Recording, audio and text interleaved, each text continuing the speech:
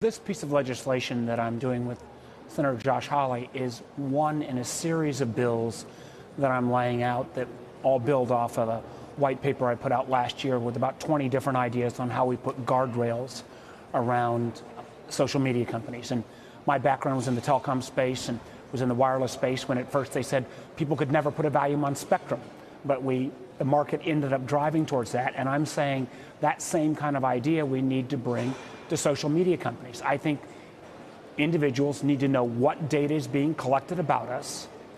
First of all, so there's data transparency, and along with that, what that data value is. Now, at first, it'll be somewhat of a rough cut, but I believe the market will help refine that, and if these companies have to report that on a quarterly basis, this will be one tool that, frankly, might bring more competition to the social media space, because if people know that your data is worth $8 a month and mine's worth $10 a month and Sarah's is worth $6, there might be some company that come in and disintermediate between you and the social media platform to provide you some levels of protection.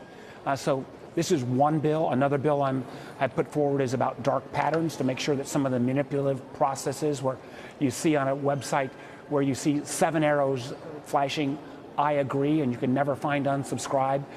Social media companies literally spend millions and millions of dollars on ways to manipulate consumers.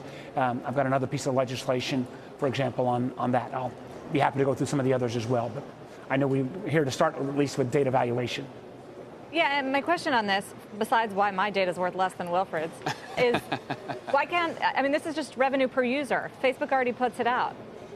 Oh, revenue per user versus the amount and volume of data that is collected on us as an individual, and what that data is worth on an individual basis. Facebook does not promote that at all, does not put that out at all. And frankly, based upon how much information is collected on each of us, that number is going to be different. So I think this is a valuable tool. I think it is something that ought to be disclosed. I think consumers have a right to know what their data is worth. And what the other part of the legislation is actually to have the platform companies indicate what data points have been collected about you. One of the things I find remarkable is that some people are understandably afraid, well, what do the spy agencies or law enforcement know about me as an American? I can virtually assure you, if you're a heavy Facebook or Google user, chances are those platforms know an awful lot more about you than the United States government does. And I frankly think as consumers, at least vis-a-vis these platform companies, we have a right to know what is being collected and how much it's worth.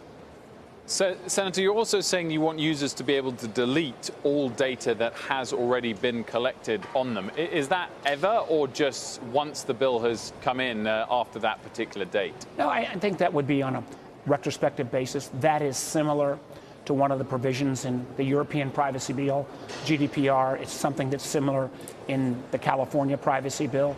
And frankly, this is, again, one of the areas where I think the United States' failure to step up and set these national standards that then become de facto international standards is frankly a mistake for us as policymakers. And candidly, for the social media companies, they have changed their tune a little bit in that they recognize there's going to be a need to have privacy rules. There's going to be a need to have some more transparency. And I think in many ways they actually want a federal standard. The challenge will be, will they want a federal standard that's really got some teeth and really provides consumers some protections and some transparency? Senator